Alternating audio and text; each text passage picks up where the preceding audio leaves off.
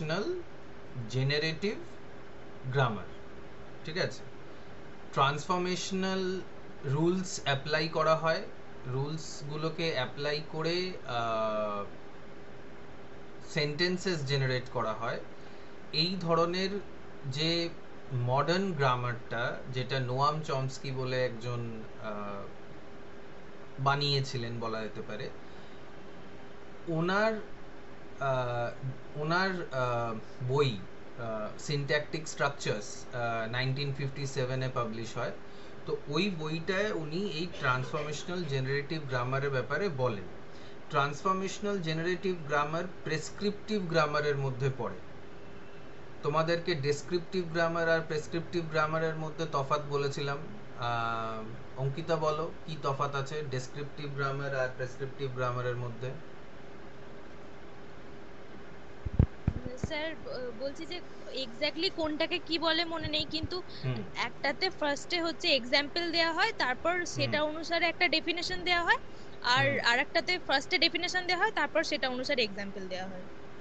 হ্যাঁ, তো তাহলে এটা কেউ বলতে পারবে এখানে যে ও কিসের এক্সাম্পল দিল? ফার্স্টটা কিসের এক্সাম্পল, সেকেন্ডটা কিসের এক্সাম্পল?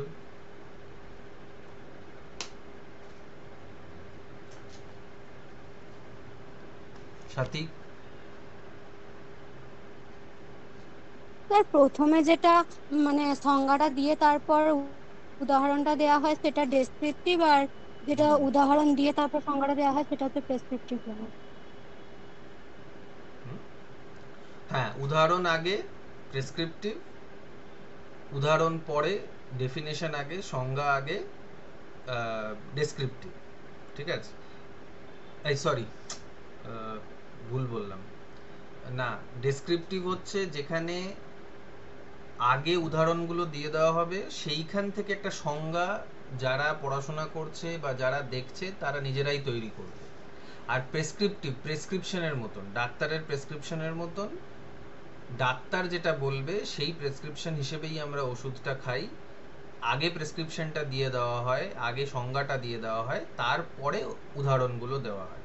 আর প্রেসক্রিপটিভ গ্রামারটাই তোমরা ছোটবেলার থেকে পড়ে এসছো, যেখানে প্রথমে সংজ্ঞাটাকে বোঝানো হয়, সংজ্ঞাটাকে বলা হয়, উদাহরণ দেওয়া হয়, প্রেসক্রিপটিভ হয় সেটা। আর ডেসক্রিপটিভ হচ্ছে আগে উদাহরণগুলো দিয়ে দেবে, সেই উদাহরণগুলোর থেকে তোমরা নিজেরাই একটা নিয়ম বার করে নিতে পারবে যে আচ্ছা পরপর পরপর এই ধরনের জিনিসগুলো হচ্ছে, মানে এটা নিয়ম, তোমরা এটা বলে যাবে, বুঝে যাবে। তো প্রেসক্রিপটিভ গ্রামার হচ্ছে যে গ্রামারটা আগে ডেফিনেশন দেওয়া হয়, তারপরে এক্সাম্পল দেওয়া হয়, সেখানে খুব একটা নিজের কোনো অ্যাক্টিভিটি খুব একটা বেশি থাকে না other than solving the problems according to the rules. আর ডেসক্রিপটিভে কি হয়, আগে তোমাকে অনেকগুলো এক্সাম্পলস দিয়ে দেওয়া হয়, অনেকগুলো কেস স্টাডিজ দেওয়া হয়, সেইখান থেকে স্টুডেন্টসরা বা টিচাররা নিজেরাই রুলসগুলোকে বুঝতে পারে। রুলসগুলোকে আগের থেকে বলে দেওয়া হয় না, ডেফিনেশন দিয়ে দেওয়া হয় না, ডেফিনেশনটা ওই এক্সাম্পলসগুলোর থেকে তৈরি করা যায় ডেসক্রিপটিভ গ্রামারে। তো যাই হোক, প্রেসক্রিপটিভ, আমি যদি প্রেসক্রিপটিভ গ্রামার বলে থাকি তাহলে ভুল বললাম। টিজি গ্রামার ডেসক্রিপটিভ গ্রামারের একটা পার্ট, যেখানে এইটা বোঝার চেষ্টা করা হচ্ছে যে যদি একটা স্পিকার বা যখন একটা স্পিকার নিজের থেকে ট্রান্সফরমেশনাল রুলসগুলোকে অ্যাপ্লাই করে সেন্টেন্সেস জেনারেট করতে শুরু করবে, তখন ওইটাকে বলা হবে ট্রান্সফরমেশনাল জেনারেটিভ গ্রামার। মানে নোয়াম চমস্কি এটা বলার চেষ্টা করছিলেন যে মানে আমরা কি করে বুঝতে পারবো যে একজন ব্যক্তি গ্রামারে পটু হয়ে গেছে, একজন ব্যক্তি একটা ভাষায় পটু হয়েছে? তখনই বুঝতে পারবো যখন সেই ব্যক্তিটা নিজের থেকে নতুন নতুন সিচুয়েশনে নতুন নতুন সেন্টেন্সেস তৈরি করতে শুরু করে দেবে। That is the that is what transformational generative grammar usually studies. এটা হচ্ছে ট্রান্সফরমেশনাল জেনারেটিভ গ্রামারের স্টাডির ব্যাপার, যে কখন স্পিকাররা, লার্নার্সরা নিজের থেকে ট্রান্সফরমেশনাল রুলসগুলোকে অ্যাপ্লাই করে করে নতুন নতুন সেন্টেন্সেস জেনারেট করতে শুরু করবে। এবার ট্রান্সফরমেশনাল রুলসগুলো কি? ধরো একটা সেন্টেন্স আছে, তোমাদের কাছে আশা করি এগুলো নোটসগুলো লেখা রয়েছে, তোমরা নোটসগুলোকে আশা করি দেখছো, কারণ এগুলো ক্লাসে আমি তোমাদেরকে দিয়েছি, লিখিয়েছি। তো একটা এরকম একটা সেন্টেন্স যদি থাকে, জন কিকড দ্য বল, ঠিক আছে? তো এটাকে যদি আমি বলি, সৃজিতা, জন কিকড দ্য বল, এটা কোন ভয়েসে রয়েছে?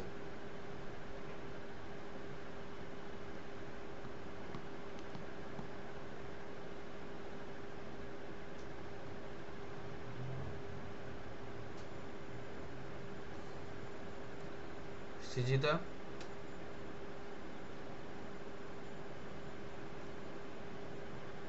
সৃজিতা ঘুমোচ্ছে। সৈকত? না স্যার, ঘুমাচ্ছি না, আচ্ছা ভাবছি। বলো। হ্যাঁ, তো মিউটটা সরিয়ে ভাববে, তাহলে আমি বুঝতে পারবো যে তুমি ভাবছো। জন কিকড দ্য বল, এটা কোন ভয়েসে আছে? ভয়েস কি কি কি ভয়েস হয়?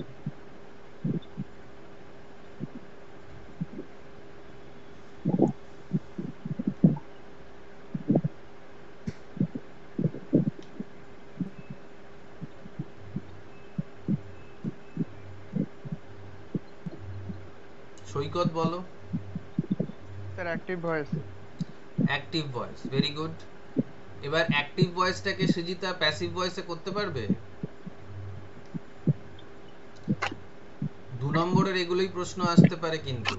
অ্যাক্টিভ থেকে প্যাসিভ করো, ট্রান্সফর্ম করো সেন্টেন্স, কমপ্লেক্স থেকে সিম্পল, এরকম আসতে পারে।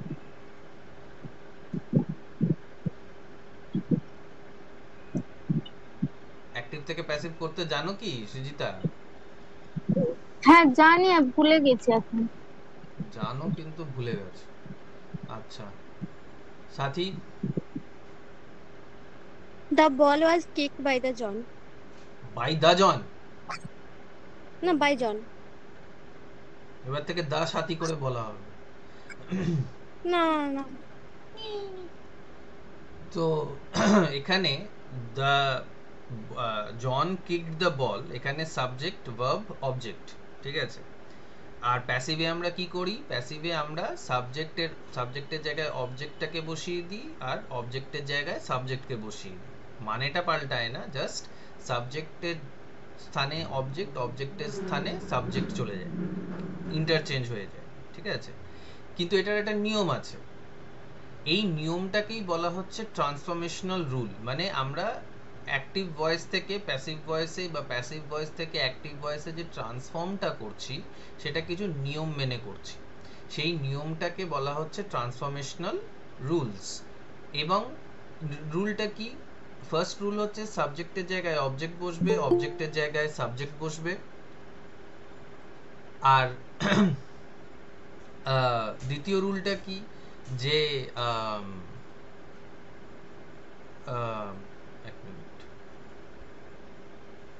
দ্বিতীয় রুলটা কি? যে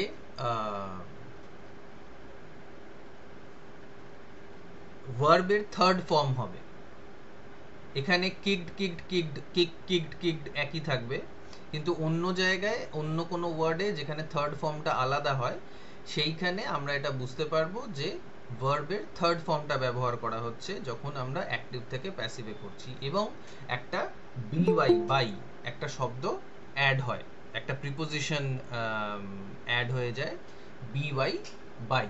তো এই যে নিয়মগুলো, এগুলোকেই বলা হচ্ছে ট্রান্সফরমেশনাল রুলস। ট্রান্সফর্ম হচ্ছে সেন্টেন্সটা, আর একটা নতুন সেন্টেন্স জেনারেট হচ্ছে, যেটাকে দেখতে লাগছে নতুনের মতন, বাট অ্যাকচুয়ালি সেটা নতুন নয়। তো টিজি গ্রামার এই জিনিসটাকেই বলতে চাইছে। এবং টিজি গ্রামারের মধ্যে এটাও বলা আছে যে সব সেন্টেন্সেসেরই একটা মূল রূপ হয়, একটা ডিপ স্ট্রাকচার হয়। তোমাদের এই ডিপ স্ট্রাকচার আর সারফেস স্ট্রাকচারটাও হয়তো বলেছিলাম, ক্লাসে লিখিয়েছিলাম। তো ডিপ স্ট্রাকচারটা কি, যেটাকে আর একটাও শব্দে জানা যায়, সেটা হচ্ছে kernel sentence. KERNEL, kernel sentence. Deep structure, deep sentence বা কার্নেল সেন্টেন্স, সব সেন্টেন্সেরই একটা মূল রূপ হয়। তো এই যে জন কিকড দ্য বল, এই যে বাক্যটা, এইখানে জন কিক বল, এটা হচ্ছে বাক্যের মূল রূপ।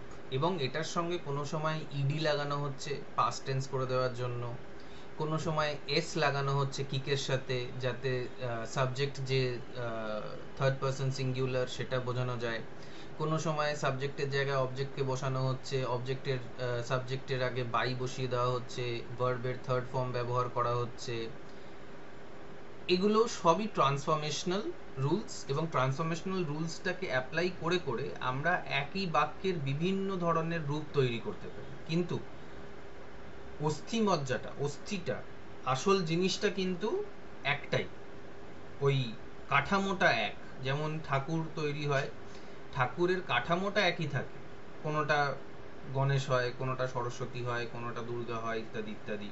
কিন্তু কাঠামো যখন তৈরি করা হয় তখন তুমি বুঝতে পারবে না যে এটা কার কাঠামো তৈরি হচ্ছে। হ্যাঁ, এবার দুর্গা সাধারণত অন্য যে ঠাকুরগুলো হয় দুর্গা পুজোতে তার কাঠামোটা সব থেকে বড় থাকে, তো আমরা বুঝে যাব যে বড় কাঠামো হলে ওই দুর্গার কাঠামো হবে। কিন্তু যদি একই ধরনের অনেকগুলো কাঠামো তৈরি থাকে আমরা এটা বুঝতে পারবো না যে কোনটা কালী কোনটা সরস্বতী।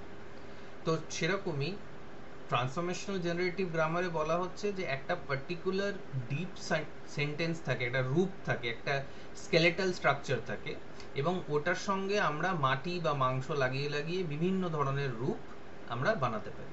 ঠিক আছে, তো এটাই হচ্ছে টিজি গ্রামার, যেটা অঙ্কিতা জিজ্ঞেস করলো, এবং তোমাদের কাছে নোটস আছে এটার। তোমরা কোয়েশ্চেনটা যদি আসে হোয়াট ইজ টিজি গ্রামার, তখন তোমরা ওই নোটসটা লিখবে। ঠিক আছে, এটা একটা গেল। আরো বলো, অঙ্কিতাই বলো আর কিছু গ্রামারের ইস্যুস যদি থাকে, মানে গ্রামারের পার্টটার থেকে। স্যার আপনি তো এটা বললেন যে প্রেসক্রিপটিভ গ্রামারের আন্ডারে, তাই তো? ডেসক্রিপটিভ প্রথমে ভুল ডেসক্রিপটিভ। বলেছি। আচ্ছা আচ্ছা। আর তাহলে সাবজেক্ট ভার্ব এগ্রিমেন্ট, অর্থাৎ ওই যে ট্র্যাডিশনাল অ্যাপ্রোচ যেটা আছে ওটা প্রেসক্রিপটিভ। ওটা প্রেসক্রিপটিভ, হ্যাঁ। এবার সাবজেক্ট ভার্ব এগ্রিমেন্ট প্রেসক্রিপটিভ বা ডেসক্রিপটিভ সেটা তো কেস টু কেস বেসিসের উপর ডিপেন্ড করবে। হ্যাঁ, তুমি এটা বলতে পারো যে সাবজেক্ট ভার্ব এগ্রিমেন্টের যে বেসিক রুলস গুলো যেগুলো আছে সেগুলো আমাদেরকে প্রেসক্রাইব করা হয়েছে, আমরা চাইলে মানবো, আমরা চাইলে মানবো না, বা ওটার অন্য কোনো ফর্ম আমরা তৈরি করতে পারি। কিন্তু subject verb agreement is general, মানে ওটা প্রেসক্রিপটিভ বা ডেসক্রিপটিভ তখনই বলা যাবে যখন আমরা কোনো একটা পার্টিকুলার কেস নিয়ে ডিল করছি। ওকে,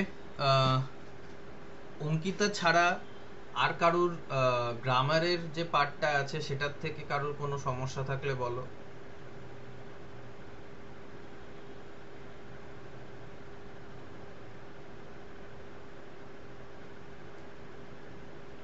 পার্টিকুলার একটা জায়গায় বলবে যে এই জায়গাটাতে এই প্রবলেমটা রয়েছে, মানে পুরো জিনিসটা তো আর কভার করা সেভাবে সম্ভব নয়।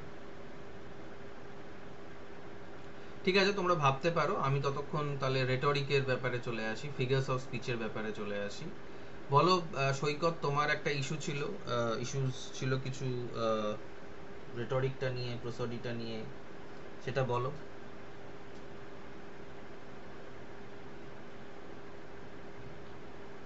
স্যার ওই রেটরিকের আইডেন্টিফিকেশন গুলো স্যার কিছু কিছু ক্ষেত্রে করতে পারছি না, সেইগুলো একটু প্র্যাকটিস কোন করলে কোন ভালো।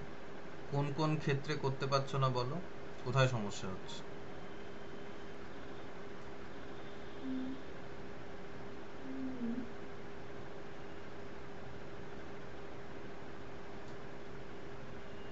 কোন কোন জায়গায় অসুবিধা হচ্ছে, কোন কোন জায়গায় ব্যথা বলো।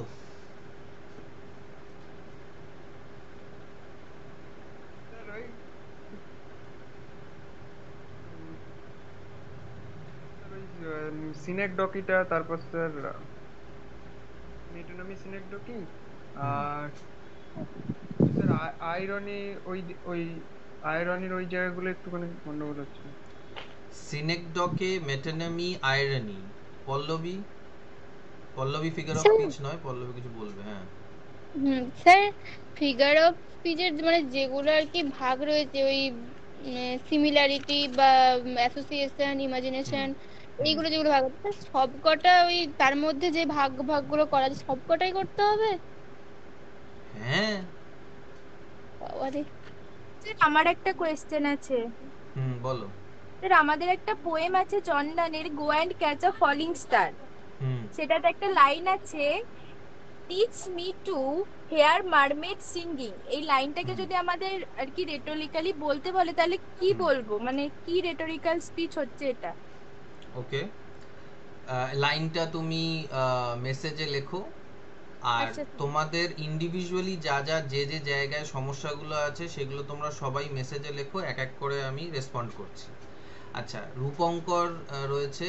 রূপঙ্কর আমার এই কলেজের, মহারাজা শ্রীশচন্দ্র কলেজের ছাত্র, আর এরা বাকিরা, রূপঙ্কর বাকিরা হচ্ছে আগের কলেজের সব ছাত্রছাত্রী। তো রূপঙ্কর, তুমি কি বলতে পারবে যে এই সৈকতের যে সমস্যাটা, মেটানমি, সিনেকডকে, আইরনি, এই তিনটের ব্যাপারে তুমি কিছু বলতে পারবে রূপঙ্কর? স্যার মানে ইন ডিটেলে তো পারবো না, বাট ফিগারস ও স্পিচের আন্ডারে এটা পড়ছে সেটা বলতে পারবো। হ্যাঁ, তো সেটা তো আমিও জানি, কিন্তু ব্যাপারটা হচ্ছে যে কি, মানে সিনেকডক এটা কি, মেটানমিটা কি, এদের মধ্যে কি তফাৎ, যদি কোনো তফাৎ থাকে, মানে সেটাই সৈকত জানতে চাইছে, ওর ওই জিনিসটা ক্লিয়ার হয়নি। স্যার তফাৎ আছে, কিন্তু স্যার আমি জানি না বলে তাই ওটা আমি আচ্ছা, বলতে পারবো না। ওকে।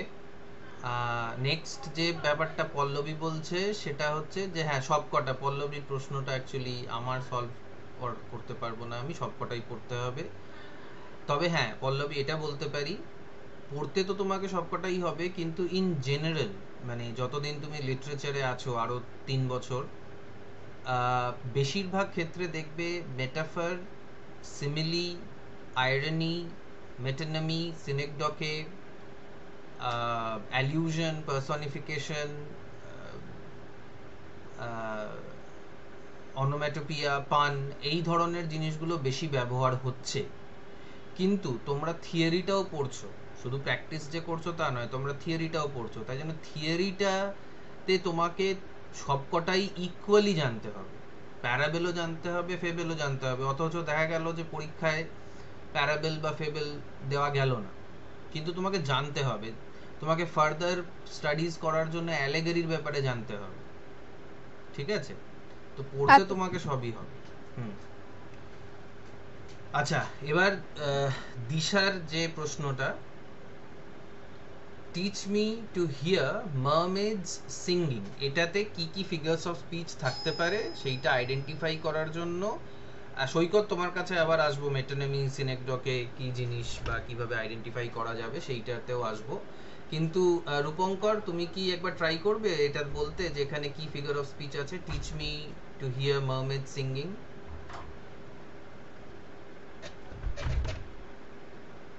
Just a try, no problem. Okay, অন্য কেউ? জাস্ট আইডেন্টিফাই করো এখানে কি কোনো ফিগার অফ স্পিচ আদৌ আছে, এরকম কোনো বাক্য হতেই পারে যেখানে ফিগার অফ স্পিচ নেই। হ্যাঁ, কেউ আনমিউট করছিলে, বলো। স্যার অ্যালিউশন। অ্যালিউশন? কিসের অ্যালিউশন রয়েছে এখানে? এখানে মারমেড। ওকে, মারমেড, ইয়েস। মানে মানে মারমেডস এর ওই তো বিভিন্ন রকম আগের অনেক হিস্টোরিক্যাল অনেক তথ্য অনুযায়ী, মানে ওই কল্পকাথা অনুযায়ী তো মারমেডের ইয়ে দেখা যায়। হিস্টোরিক্যাল নয়, মিথোলজিক্যাল। হ্যাঁ, মিথোলজিক্যাল, স্যার।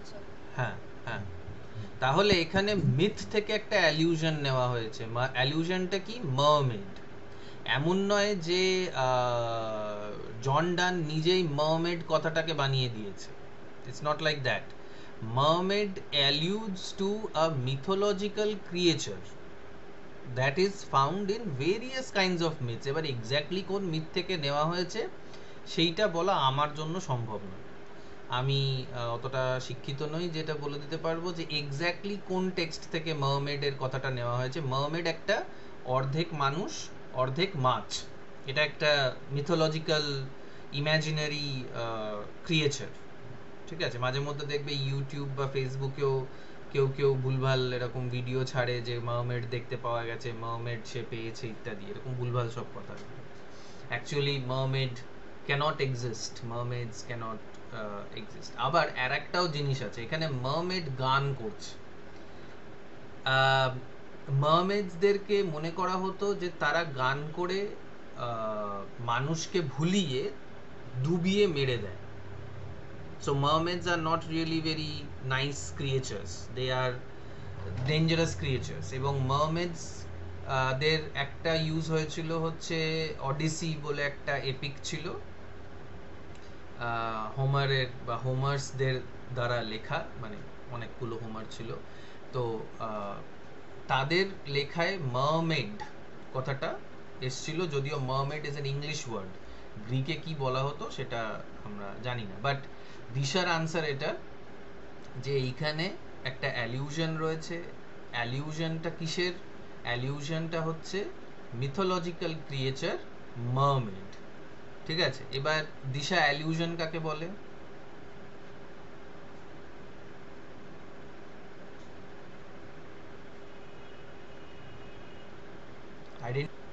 আইডেন্টিফাই হলো, এক্সপ্লেনেশন হলো, ডেফিনেশনটাও তো লাগবে, তিনটে স্টেপে হবে সব সময়।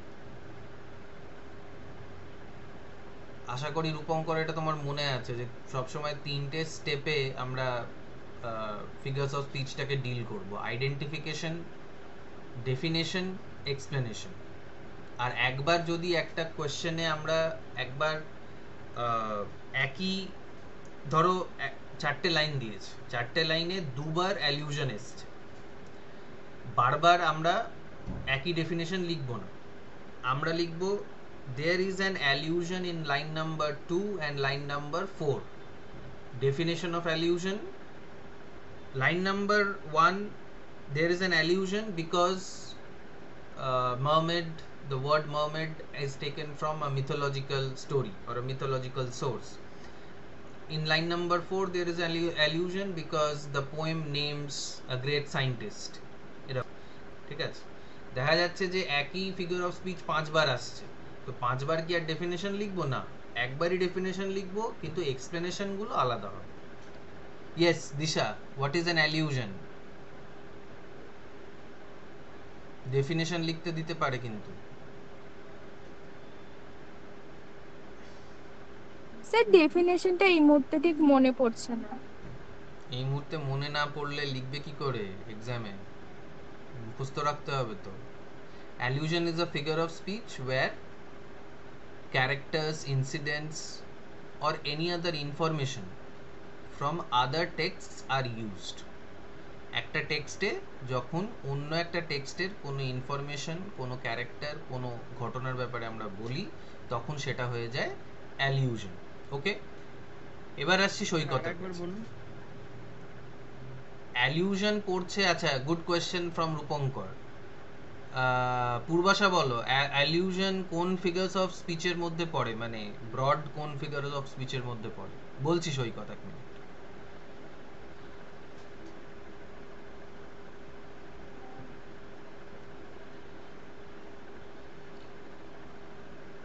এগুলোই প্রশ্ন আসবে, এগুলোও আসতে পারে, মানে এগুলোও আসতে পারে, আবার অন্য ধরনের প্রশ্নও আসতে পারে, but we have to know.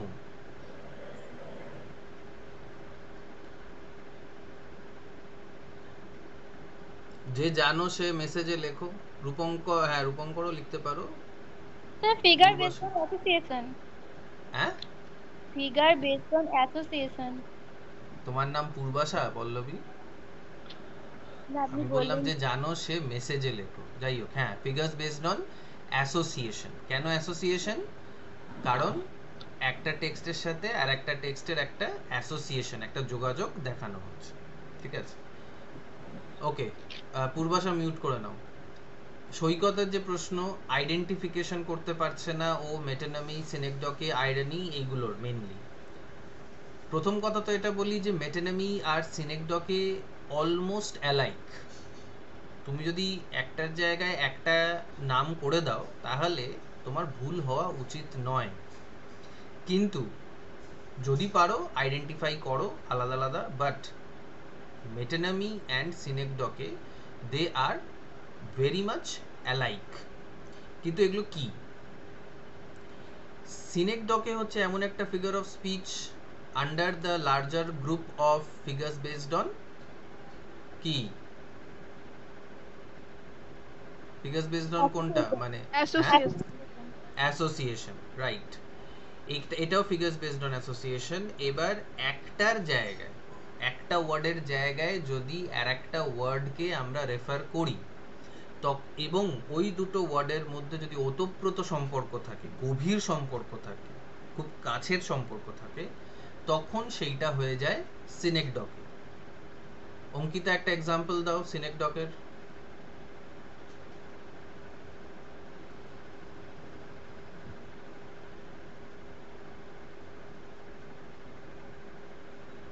যে জানো সে মেসেজে লেখো যদি অঙ্কিতা সময় লাগে। হ্যাঁ অঙ্কিতা বলো।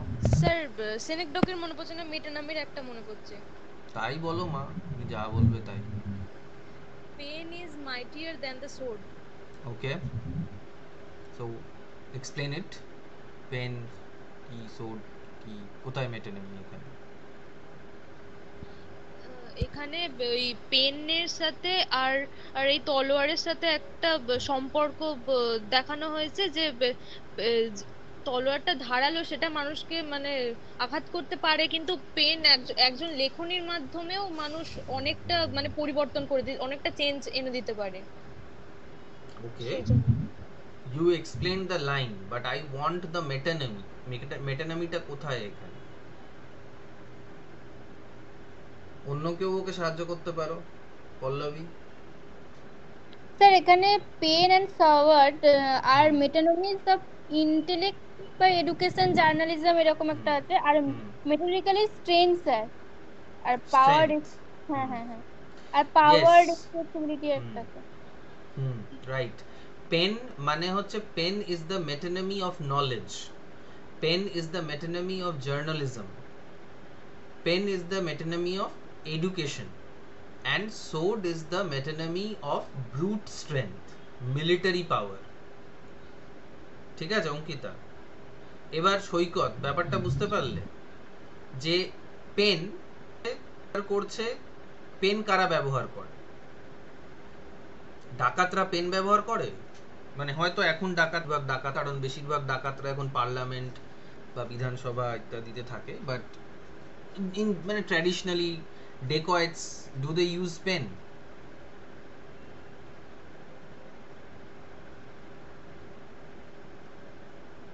Who uses pen, সৈকত? লেখকরা যারা লেখালেখি করে। হ্যাঁ, যারা ইন্টেলেকচুয়াল, যারা এডুকেশনে থাকে। এবার পেনটাকে কেন মাইটিয়ার বলা হচ্ছে? কারণ একটা পেনের লেখা দিয়ে আমি অনেক লোককে পৌঁছতে পারি, অনেক লোকের সাথে আমি যোগাযোগ করতে পারি। কিন্তু সোর্ড দিয়ে আমি এক সময় একটা মানুষকে হয়তো আঘাত করলাম বা মেরে ফেলতে পারলাম, কিন্তু পেনের যে রিচটা, বলে না ফেসবুকের রিচ কমে গেছে, সেই পেনের যে রিচটা আছে সেইটা সোর্ডের থেকে অনেক বেশি। সোর্ড পেশি শক্তিকে বোঝাচ্ছে, একজনের শক্তিকে বোঝাচ্ছে, মিলিটারি পাওয়ারকে বোঝাচ্ছে, ব্রুট স্ট্রেংথকে বোঝাচ্ছে, কিন্তু পেন দিয়ে আমি সমগ্র ইন্টেলেকচুয়াল যে যাদেরকে একসময় বুদ্ধিজীবী বলা হতো তাদেরকে রেফার করা যেতে পারে। ঠিক আছে, সো মেটানমি এখানে কেন হলো? কারণ একটা ওয়ার্ডের জায়গায় আমরা আর একটা ওয়ার্ড ব্যবহার করছি। আমরা বলতে পারতাম যে intellectual power is more important than physical power. এটা লিটারাল ল্যাঙ্গুয়েজ। ফিগারেটিভ ল্যাঙ্গুয়েজে বলতে গিয়ে আমরা বলছি the pen is mightier than the sword. Pen representing, or pen মানে হচ্ছে educated people, journalists, writers, teachers, whatever, intellectual people. আর ওদিকে সোর্ড। এবার এদের মধ্যে ওতপ্রোত সম্পর্ক নেই কিন্তু, মানে পেন মানেই যে ইন্টেলেকচুয়াল সেটা নয়, আবার সোর্ড মানেই যে পেশি শক্তি তা নয়। পেশি শক্তির অন্য অনেক সিম্বলস আছে, ক্লাব আছে। ক্লাব বলতে ওই পাড়ার ক্লাব নয়, মানে মুগুর যেটাকে বলে সেটা ক্লাব। বা স্টিক, হকি স্টিক দিয়েও মারপিট করে। রিসেন্টলি ইলেকশনস হয়ে গেল, ইলেকশনসে আমরা দেখেছি টিভিতে যে বিভিন্ন লোকে বিভিন্ন ধরনের জিনিস নিয়ে মারপিট করছে। তো যাই হোক, সো মেটানমিতে একটা জিনিসের জায়গায় আর একটা জিনিসের নাম করছি যেখানে ওই দুটো জিনিসের সঙ্গে সম্পর্ক আছে, কিন্তু সেই সম্পর্কটা মানে দূরের সম্পর্ক। যেমন ধরো সিনেকডকে হচ্ছে সৈকত তোমার নিজের ভাই বোন আছে?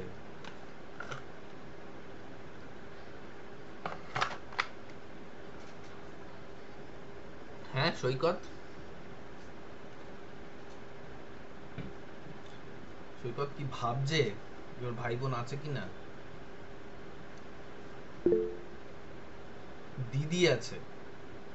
কার, তোমার না সৈকতের? সৈকত তো খাওয়া দিচ্ছে না বলে বলে দিলাম। আচ্ছা, পল্লবী হচ্ছে আমাদের মানে স্পোক্স পারসন আর কি, সব সব জিনিসে ওই বলে দেয়। আর বলবো না স্যার, আর বলবো না। আচ্ছা, না বলেছো, ভালো করেছো। তো দিদি, ধরো সৈকত একজন, ওর দিদি আর একজন, ঠিক আছে, দুজন। স্যার হ্যাঁ হ্যাঁ বলো। একটু আগে কি বললেন আমি কিছু শুনতে পেলাম না স্যার, আমার সাউন্ড কিছুই আসে না। সাউন্ড হচ্ছে যে আমি জিজ্ঞেস করছিলাম যে তোমার ভাই বোন আছে কি, তো পল্লবী বললো যে তোমার এক দিদি আছে। তো এবার শুনতে পেয়েছো সৈকত? হ্যাঁ স্যার। হ্যাঁ, তো তোমার আর তোমার দিদির রক্তের সম্পর্ক, তোমরা একই মায়ের একই বাবার সন্তান, তো তোমাদের মধ্যে যে সম্পর্কটা সেটা খুব ক্লোজ, ইওর ফ্যামিলি। তেমনি সৈকত, এবার পল্লবী আবার বলতে পারে যে সৈকতের কোনো কাজিন আছে কিনা, মামাতো, খুড়তুতো, মাস্তুতো, এরকম কেউ আছে কি পল্লবী? বোন বা দিদি? পল্লবী বলো। আর বলবো না স্যার, না না বলো না। আমি জানি না। ও তুমি জানো না, আচ্ছা। সৈকত, তোমার মামাতো পিস্তুতো খুড়তুতো কোথাও কোনো আর দিদি বোন কেউ নেই? হ্যাঁ স্যার আছে। হ্যাঁ, কে, কাকা কি সম্পর্ক? জ্যাঠাদের আর কি। হ্যাঁ, ভাই আর ভাই বোন আছে কাকা জ্যাঠাদের। কাকা জ্যাঠা, হ্যাঁ, তাহলে খুড়তুতো বোন আছে আর কি। হ্যাঁ ভাই বোন স্যার বউ আছে, খুড়তুতো বোন। হ্যাঁ, তো এবার ওই বোনের সাথে তোমার যে সম্পর্কটা সেটা ওতপ্রোত নয়, সেটা রক্তের নয়, মানে রক্তেরও কিন্তু অনেক দূরের হয়ে যাচ্ছে, ঠিক আছে, মানে তোমাদের জিন্স গুলো একই ধরনের। তো সিনেকডকি হচ্ছে ভাই বোন, ভাইয়ের জায়গায় বোন, বোনের জায়গায় ভাই, কিন্তু মেটানমি হচ্ছে কাজিনের জায়গায় কাজিন।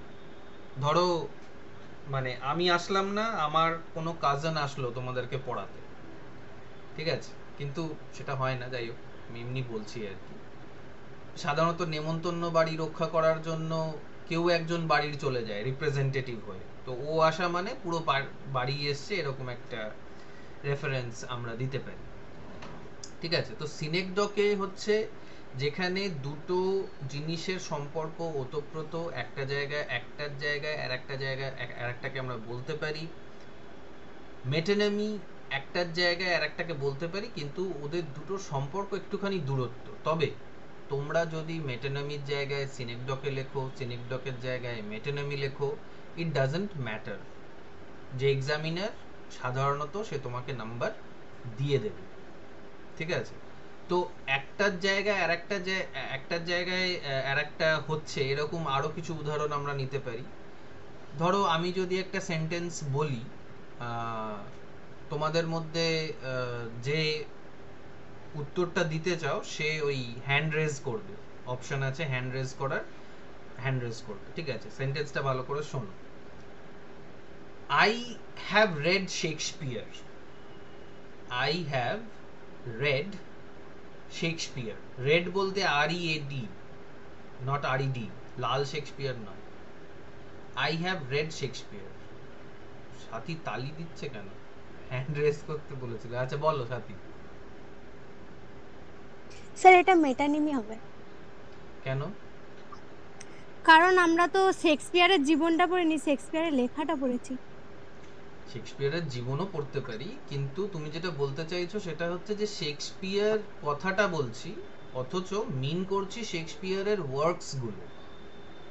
শেক্সপিয়ার মানুষটাকে তো আর আমরা পড়তে পারবো না, আমরা শেক্সপিয়ারের লেখা নাটকগুলো বা কবিতাগুলো ইত্যাদি আমরা পড়েছি। সৈকত, বোঝা গেল ব্যাপারটা? হ্যাঁ স্যার। তবে এখানে মেটানমি নয়, এটা সিনেকডকি হওয়ার কথা, কারণ শেক্সপিয়ার এবং শেক্সপিয়ারের কাজ ওতপ্রোতভাবে জড়িত।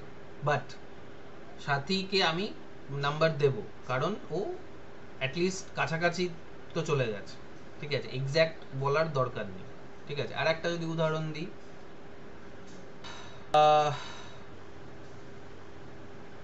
আই ওয়ান্ট, এটা আগেও অনেকবার তোমাদেরকে উদাহরণ দিয়েছি, রূপঙ্কর এটা বলো, ঠিক আছে, আর কেউ বলবে না, রূপঙ্কর শুধু বলবে। আই ওয়ান্ট 10 হেডস, এটা কি বলতে চাইছি রূপঙ্কর?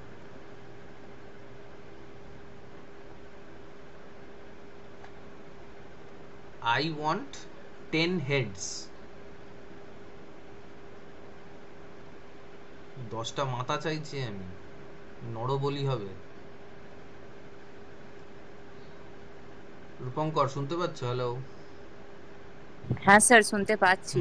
হুম, তাহলে কি হবে এখানে? এটার মানেটা কি বলতে চাইছি? I want 10 heads, 10টা মাথা চাইছি কেন?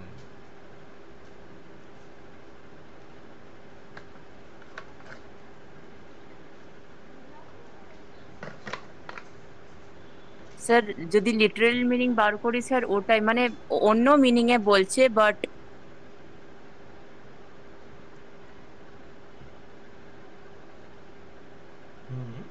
কি মানেটা কি দাঁড়াচ্ছে? লিটারাল তো হবে না, আমরা ফিগারস অফ স্পিচের ক্লাস করছি, তো এখানে একটা ফিগারেটিভ মিনিং হবে।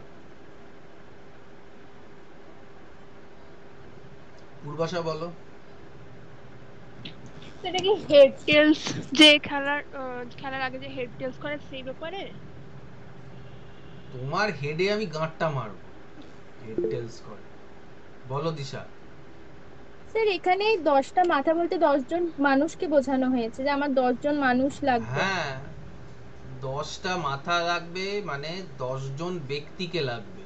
তোমরা এখানে কজন আছো? তোমরা এখানে 7 জন আছো, 8 জন আছো, তো ইউ আর 8 হেডস।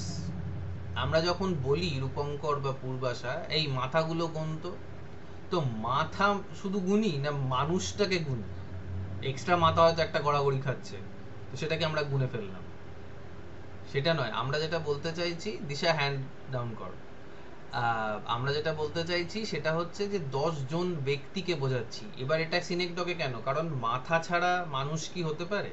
মানে মাথায় গোবর থাকুক গে যাক, সেটা আলাদা ব্যাপার, কিন্তু মুন্ডুটা তো দরকার একটা মানুষের, তাই না সৈকত? ব্যাপারটা ক্লিয়ার হলো?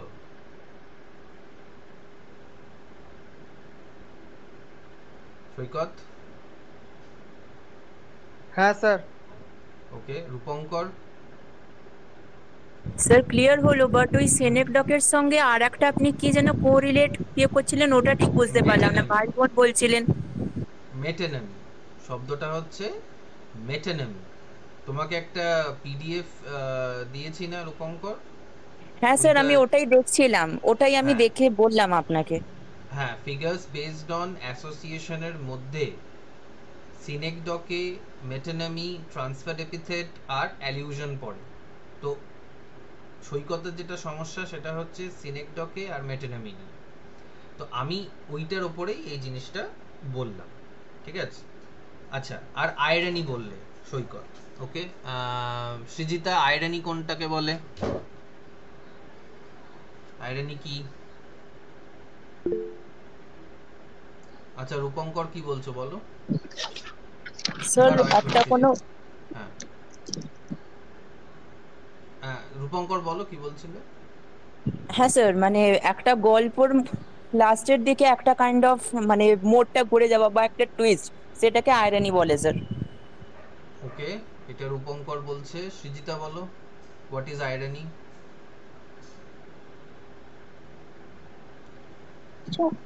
মানে হাসির জন্য বা বিদ্রুপ করা হয়েছে কোনো কিছু নিয়ে, ওটা?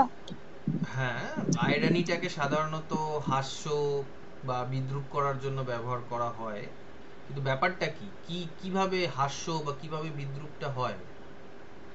আর এই মোড়টা ঘোরার যে ব্যাপারটা, সেটা কেন ঘুরে যায় মোড়টা, সেটাও একটা প্রশ্ন।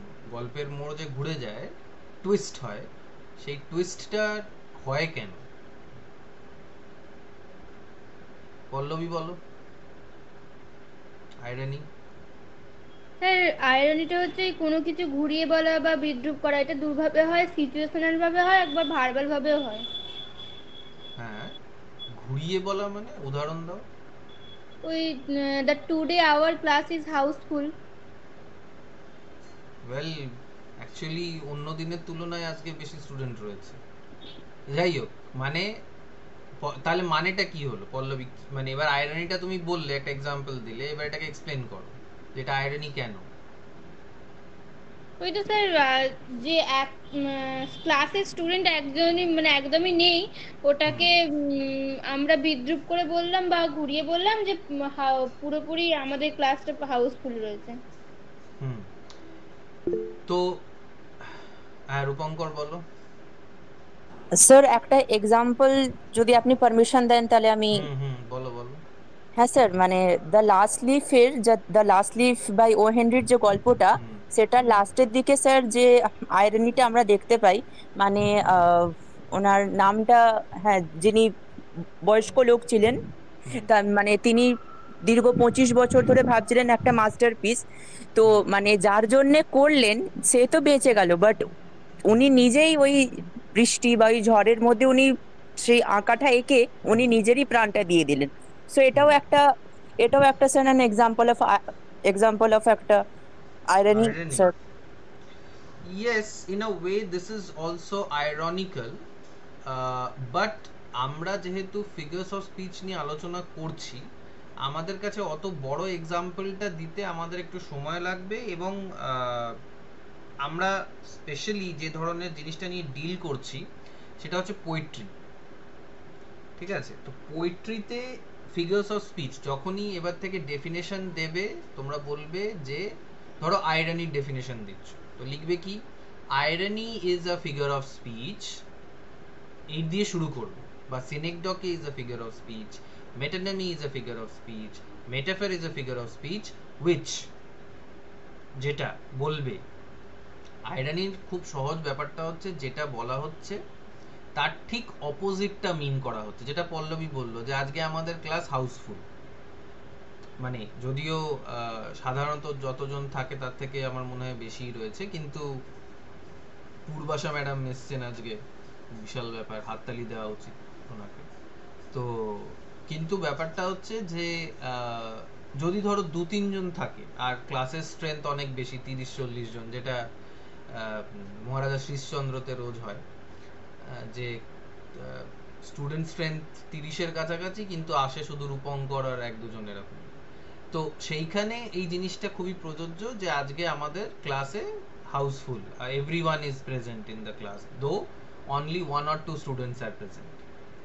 That is a very good example of irony, মানে যে জিনিসটা যেটা বলা হচ্ছে তার ঠিক অপোজিটটা মিন করা হচ্ছে। আইরনিতে যেটা বলা হয় তার ঠিক অপোজিটটা মিন করা হয়। একটা ফেমাস এক্সাম্পল, এটা খুব দেয় পরীক্ষায় বা বিভিন্ন বইতে এটা পাওয়া যায়, সেটা হচ্ছে যে ব্রুটাস এই লেকচারটা দিচ্ছে যে Caesar was a very honourable man, বা হয়তো মার্ক অ্যান্টনি এই লেকচারটা দিচ্ছে যে Brutus was a very honourable man. কেন এটা আইরনি? কারণ ব্রুটাস ছল করে সিজারকে মেরে দিয়েছিল, তাই জন্য মার্ক অ্যান্টনি ওকে বিদ্রূপ করছে যে Brutus was a very honourable man. এটা মানে বিখ্যাত আইরনি হিসেবে, এই লাইনটা বিখ্যাত। তোমরা যদি কোনোদিনও জুলিয়াস সিজার পড়ো তাহলে বুঝতে পারবে যে মার্ক অ্যান্টনি এখানে ব্রুটাসকে বিদ্রূপ করছে, ইনডাইরেক্টলি বলছে।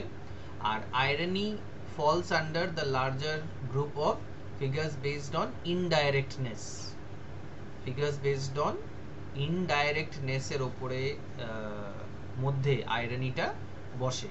এবং যেটা পল্লবীর জন্য স্পেশালি, সেটা হচ্ছে যে মেটাফর, মেটানমি, সিনেকডকে, সিমিলি এবং তার সঙ্গে আইরনিটা ভীষণ ব্যবহার করা হয় অ্যাক্রস লিটারেচার্স।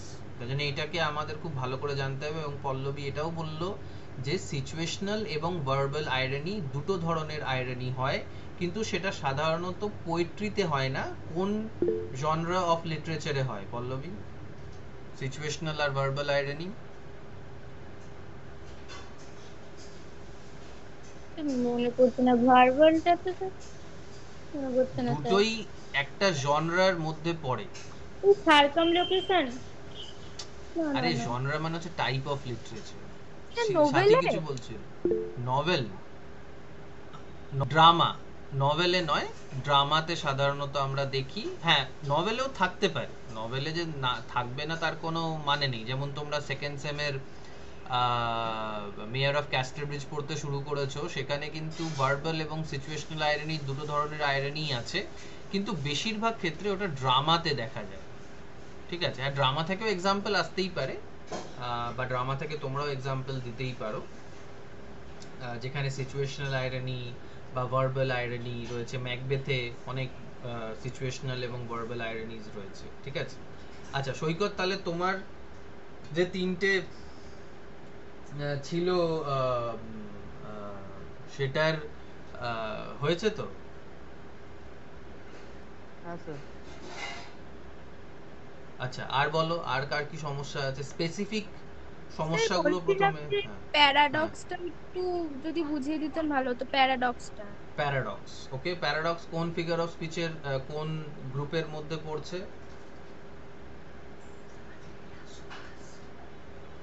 হ্যাঁ বলো।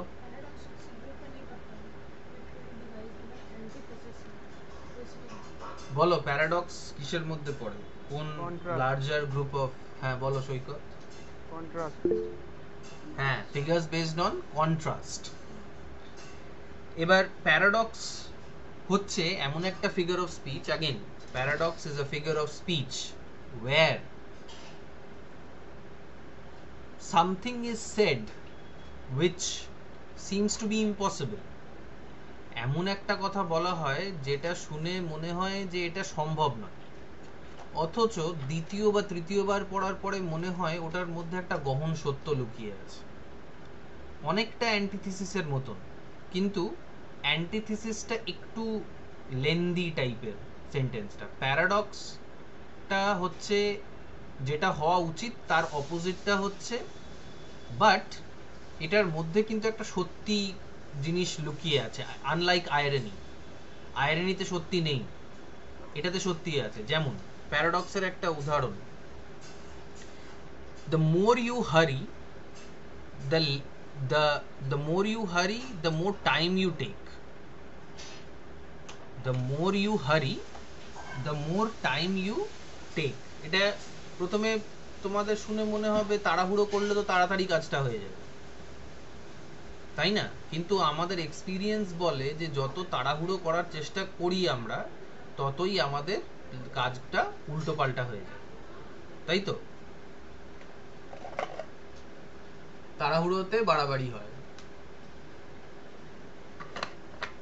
আর একটা প্যারাডক্স, আর একটা এক্সাম্পল যদি বলা যেতে পারে প্যারাডক্সের,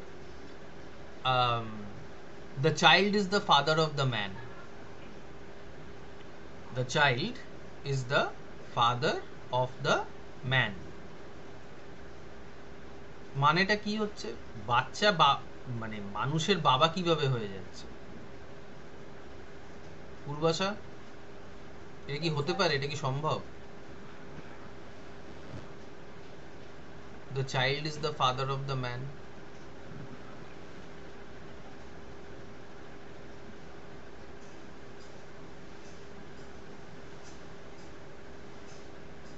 স্যার হুম, মানে হচ্ছে এইটা হচ্ছে যখন কোনো বাবা কিছু ভুল কাজ করে তখন তার ছেলেটাকে বোঝায়, সেই ক্ষেত্রে।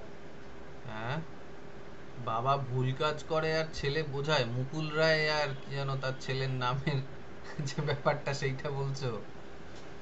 না, নট রিয়েলি। সৃজিতা, এই সেন্টেন্সটা কি মানে প্রত্যেক বাবার মধ্যেই তো ছেলে লুকিয়ে থাকে, ছেলে সব কিভাবে কিভাবে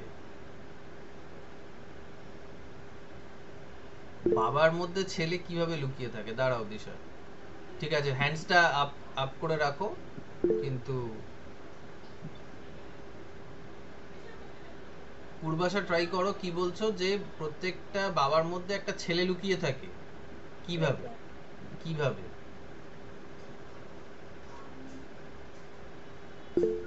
মানে সে বড় হয়ে গেলেও সে তার চাইল্ডহুড কে ভুলতে পারে না, মেমোরি গুলো। এটার সেই মানেটা নয়। The child is the father of the man. ফাদারের মধ্যে চাইল্ড আছে সেটা কথাটা হচ্ছে না। আচ্ছা, প্রথমে সৃজিতা বলবে, তারপরে দিশা, তারপর রূপঙ্কর। বলো সৃজিতা। বাবা তার সন্তানকে তো মানে তার বাবা বলে তো ডাকতেই পারে, মানে ভালোবেসে বাবা বা ছেলে এইসব বলে তো ডাকে। যেমন আমি অঙ্কিতাকে মা বলে ডাকলাম সেরকম। হ্যাঁ, ভালোবেসে যেমন বাবা তার ছেলেকে বাবা বলে ডাকতেই পারে। সে তো পাড়ার অনেক লোকেও বাবা বলে ডাকতে পারে, তাহলে তো মারপিট লেগে যাবে। আচ্ছা দিশা বলো। স্যার এখানে মানে একটা ছেলে যখন চাইল্ড আছে সে এক না একদিন তো বাবা হবেই, এরকম সেন্সে কিছু বলতে চাইছে। ওকে, এই সেন্সটা আছে। আর রূপঙ্কর? স্যার আপনি একবার লাইনটা যদি রিপিট করেন ভালো হয়। The child is the father of the man. আমি এটা মেসেজে লিখে দিচ্ছি। এটা একটা কবিতার লাইন, এটা ওয়ার্ডসওয়ার্থের লেখা একটা কবিতা। The child is the father of the man. হ্যাঁ, পল্লবী বোধহয় কিছু বলছিলে, বলো। স্যার ওই রিসার্চটাই বলছিলাম যে একজন শিশু তো সে তো পরে বাবা হবেই, এটা বলতে। রাইট। একটা বেবি, একটা চাইল্ড যদি সে ম্যান হয় তাহলে সে বড় হয়ে কারুর না কারুর ফাদার হবে, এইটা বলার চেষ্টা করা হচ্ছে একভাবে। কিন্তু এটার মধ্যে আরেকটা গহন মানে আছে। সেটা হচ্ছে যে একটা ব্যক্তি বড় হয়ে তার চরিত্র, তার স্বভাব কেমন হবে সেটা ছোটবেলার থেকেই বোঝা যায়। As a father how he would behave is understood as a child how he behaves. মানে ধরো পূর্বাশা মিথ্যে কথা বলে, ঠিক আছে, তো ও হ্যাঁ জেনেটিক্সের ব্যাপারেও এটা এখানে বলা হচ্ছে। পূর্বাশা মিথ্যে কথা বলে, তো পূর্বাশা দেখা যাচ্ছে যে বড় হয়ে গিয়েও মিথ্যে কথা বলছে, আর সে ছোট যখন ছিল তখনও মিথ্যে কথা বলছে, ঠিক আছে। আবার ধরো পূর্বাশা সত্যি কথা বলে, বা পূর্বাশা খুব মানুষকে সাহায্য করে, পূর্বাশা ইজ ভেরি কাইন্ড, তখন দেখা যাচ্ছে যে ছোটবেলায় ওর যে স্বভাবটা ছিল ও যখন বড় হয়েছে তখনও সেই স্বভাবটা ওর রয়ে গেছে। তার মানে as a child she was kind and she was good, she was honest or she was dishonest, and when she grew up to be a adult she retains the same qualities that she had as child. তো এইটা একটা paradox. প্রথমে শুনে মনে হচ্ছে এটা সম্ভব নয়, দ্য চাইল্ড কি করে ম্যানের ফাদার হয়ে যাবে। বাট দিশা এবং পল্লবী যেটা বললো সেটাও ঠিক, যে একসময় বাচ্চা বড় হয়ে বাবা হয়, মানে আমাদের এটা চক্র, জীবন চক্র আর কি। আর তারও আর একটা ব্যাপার হচ্ছে, আর একটা সিম্বলিক্যাল মিনিং হচ্ছে যে একটা শিশুর মধ্যে সে বড় হয়ে গিয়ে কেমন বিহেভ করবে সেটাও আমরা বুঝতে পারি, ঠিক আছে। তো প্যারাডক্স, হ্যাঁ বলো। প্যারাডক্সটা কোন ফিগার বেসড মানে অনেক উপর বললো, বুঝতে পারলাম না। Contrast figures based on contrast. ঠিক আছে দিশা, তাহলে ব্যাপারটা ক্লিয়ার হলো। ব্যাপারটা আরো তোমাদের কাছে ক্লিয়ার তখন হবে যখন তোমরা প্র্যাকটিস করবে। যদি প্র্যাকটিস না করো তাহলে যতই বলি না কেন, যতই তোমরা একবারে বোঝো না কেন, পরীক্ষার সময় গিয়ে কিন্তু পুরো গন্ডগোল হয়ে যাবে। তাই এখনো সময় আছে, এবং তোমাদের আগেও বলেছিলাম তোমাদের বেশি কিছু করতে হবে না। তোমাদের যে টেক্সটগুলো আছে, প্রোজ হোক পোয়েট্রি হোক, সেগুলোকে পড়ো, সেখান থেকে লাইন্সগুলোকে নাও, লাইন্সগুলোকে নিয়ে বোঝার চেষ্টা করো কোথায় কোন ফিগার অফ স্পিচ আছে। সাথী আর সৈকত করে করে দেখাচ্ছেও আমাকে। স্যার আমার আরেকটা, আমি না আইডেন্টিফাই করতে পারছি না স্যার। আচ্ছা দাঁড়াও সাথী, এক মিনিট, দিশা বলো আগে, তারপর সাথী বলো। হ্যাঁ, আমার go and catch a falling star এর ওই আরেকটা, ওই পোয়েম থেকে আরেকটা লাইনের একটু কনফিউশন ছিল। রাইট 10,000 ডেজ এন্ড নাইটস, এটা কি আমি হাইপারবোল মেসেজে লেখো। হ্যাঁ, আর আবার বলো। রাইট 10,000 ডেজ এন্ড নাইটস, হ্যাঁ, এটাকে কি আমি হাইপারবোল বলতে পারি?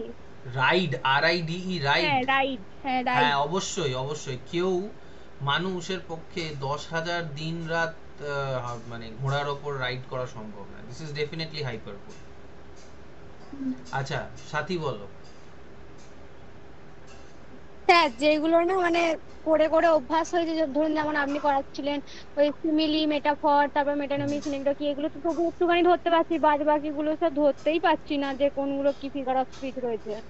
বাদ বাকি বলতে যেমন স্যার ধরুন ওই যে প্যারাডক্স, তারপর হচ্ছে যে লিটোডেস, তারপর হচ্ছে ওই ধরনের যে শক্ত শক্ত জায়গাগুলো রয়েছে ওই জায়গাগুলো।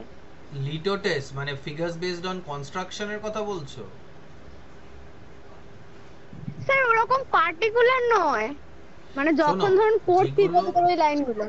হ্যাঁ, যেগুলো তুমি বুঝতে পারছো না, ঠিক আছে, সেগুলোর একটা লিস্ট করো, লিস্ট করে আমায় দাও, সেগুলো আমি তোমাকে বলে দেবো।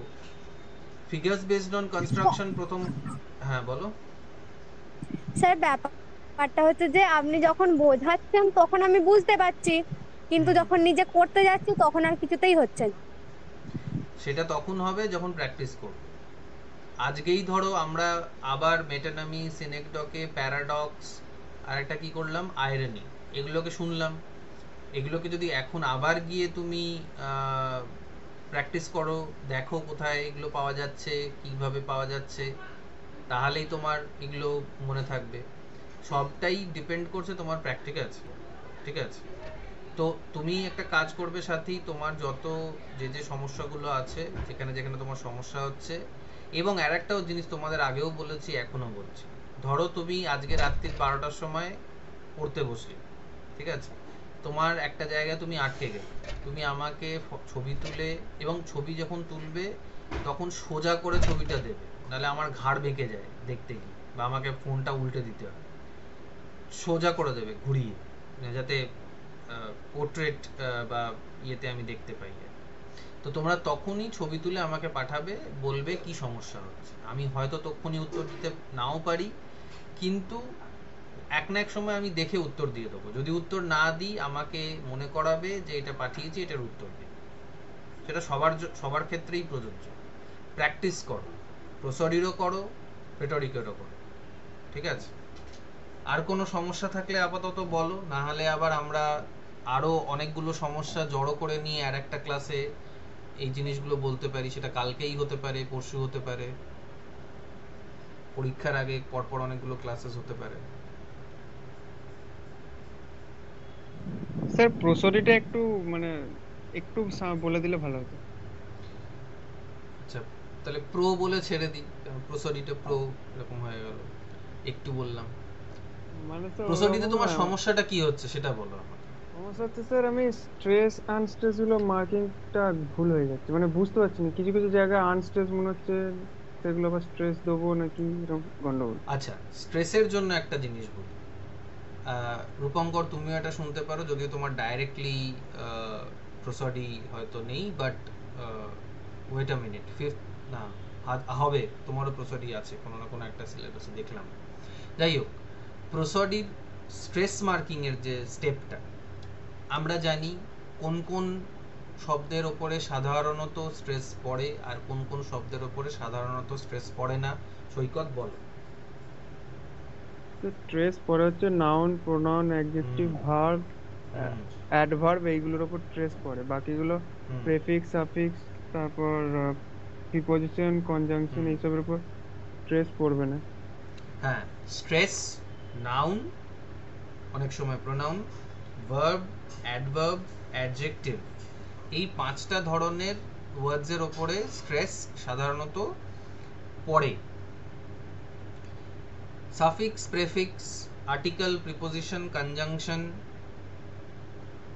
উইক ফর্মস অফ ভার্বস মানে যেমন ওয়াজ, ইজ, এইগুলোর উপরে সাধারণত স্ট্রেস পড়ে না। তাহলে এবার থেকে সৈকত যেটা তুমি করবে, সেগুলো তুমি আগে দেখে নেবে যে কোনগুলো নাউন, ভার্ব, অ্যাডভার্ব, অ্যাডজেক্টিভ আছে, সেগুলোর সিলেবেলগুলো ডিভাইড করে দেবে। সিলেবেলগুলো ডিভাইড করে দিয়ে তুমি সেইভাবে স্ট্রেস মার্কিংটা করবে যে কোন জায়গাটার উপরে স্ট্রেসটা পড়তে পারে। বা তুমি নাউন, অ্যাডজেক্টিভ, অ্যাডভার্ব এগুলোকে সব চিহ্নিত করলে, চিহ্নিত করে যদি ওগুলো সিঙ্গেল সিলেবেলের হয় তাহলে ওটার যে ভাওয়েলটা আছে সেটার উপরে স্ট্রেসটা মার্ক করে দেবে। যদি ডাবল সিলেবেলের হয় তাহলে একটা পার্টের উপর পড়বে, একটা পার্টের উপর পড়বে না। এবার তোমার এটা হতে পারে যে ধরো কারের উপর তুমি ফেলে দিলে, ফিউ এর উপর ফেললে না, কার ফিউ এর মধ্যে, কিন্তু পরে দেখা গেল যে না ফিউ এর উপরে পড়ছে, কারের উপর পড়ছে না, সেটা পরে ঠিক করা যাবে।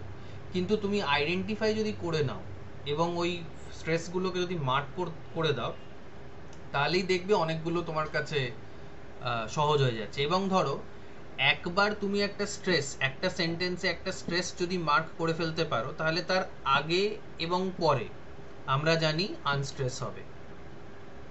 তো তুমি ওই মিডলটার থেকে শুরু করে ডান দিক বাঁ দিক এগোতে পারো। ঠিক আছে, এটা করে একবার দেখতে পারো। হ্যাঁ বলো সৈকত, আরো কি বলছিলে? মাঝখানে কি একটা উদাহরণ দিলেন, ওখানটা কেটে গেছে, শুনতে পাইনি। কারফিউ বলে একটা শব্দ ইউজ করলো। Curfew tours the nail of the parting day, এটা ওই একটা কবিতার লাইন, কারফিউ। আর এই যে ডাবল সিলেবল যেগুলো আছে, সেগুলোর কোনটায় স্ট্রেস পড়বে সেটা তুমি শব্দটাকে বলবে নিজের মধ্যে, হ্যাঁ নিজের মধ্যে মানে নিজের মুখে মুখে বলবে, আর দেখার চেষ্টা করবে কোনটার উপর বেশি নিঃশ্বাসটা পড়ছে। Curfew, curfew. তাহলে কোনটার উপর স্ট্রেস পড়বে, ক এর উপর না ফ এর উপর? কারফিউ। সৈকত? কারফিউ এর উপর। কারফিউ। আবার শোনো, curfew.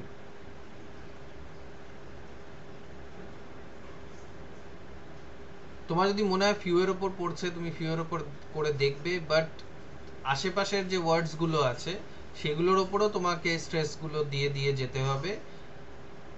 Noun, pronoun, verb, adverb, adjective, এগুলোকে চিহ্নিত করো, চিহ্নিত করে স্ট্রেস দাও, তারপরে ওগুলোর আশেপাশে গুলো দেখতে থাকো। কিন্তু একটা জিনিস এটাও মাথায় রাখবে, এটা একটা জেনারেল রুল, এবং তুমি নিজের শব্দগুলোকে জোরে জোরে বলবে। যেমন আমি আবার বলছি কারফিউ, কারফিউ, তালটা কোথায় পড়ছে? কারে, হ্যাঁ কারফিউ, কারফিউ। আবার ধরো ফাদার, ফাদার, তাহলে কোনটার উপর স্ট্রেস পড়ছে সৈকত? ফাদার, ফা, রাইট। ঠিক আছে, তো এরকম করে তোমাকে বুঝতে হবে যে একবার জোরে জোরে মানে প্র্যাকটিসের সময় জোরে জোরে বলবে, এক্সামিনেশন হলে নয়, যে এটার উপর স্ট্রেস পড়ছে, এটার উপর স্ট্রেস পড়ছে। আর বলো, আর কি সমস্যা? স্যার আপনি যে সেকেন্ড ইন্টারনালটা নেবেন বলেছেন, ওই যে তিনটে তো কোশ্চেন দিয়েছেন, ওই তিনটে এটা একটাই কোশ্চেন, তিনটে পার্ট আছে এসএসসি তো। হ্যাঁ হ্যাঁ হ্যাঁ হ্যাঁ, জিজ্ঞেস করেছি কি গ্রামারটা কি ইত্যাদি, গ্রামারের কি কি পার্ট ইত্যাদি, এইসব একটাই কোশ্চেন। আচ্ছা, একটাই কোশ্চেন তো 500 আর 600 ওয়ার্ডের মধ্যে লিখতে হবে তাহলে? 500 থেকে 600 ওয়ার্ডের মধ্যে, তার বেশি করবে না। তাহলে খাতায় লিখে হ্যাঁ হ্যাঁ, পল্লবী বলো। খাতায় লিখিয়ে পিডিএফ করে দেবো স্যার? না, সেটাই তো বারণ করছি, বারবার বলছি, টাইপ করবে, ছবি থেকে পিডিএফ করবে না। স্যার টাইপটা কিসে করব? তোমার হোয়াটসঅ্যাপ আছে পূর্বাশা? হ্যাঁ স্যার। হ্যাঁ, তা হোয়াটসঅ্যাপে টাইপ করো তো? হ্যাঁ স্যার। হ্যাঁ, ওইটাকে কপি পেস্ট করে একটা ওয়ার্ড ফাইলে করে দেবে। গুগল ওয়ার্ড হতে পারে, গুগল ডক হতে পারে, যে কোনো ওয়ার্ড ফাইল হতে পারে, বা সেটাকে পিডিএফ করে দেবে, তোমার ইচ্ছা। কিন্তু ছবি তুলে দেবে না, ছবি তুলে পিডিএফ করে দেবে না, আমি বুঝতেও পারবো না যে ওটা কি হয়েছে। হ্যাঁ, অঙ্কিতা কিছু বলছিলে, বলো।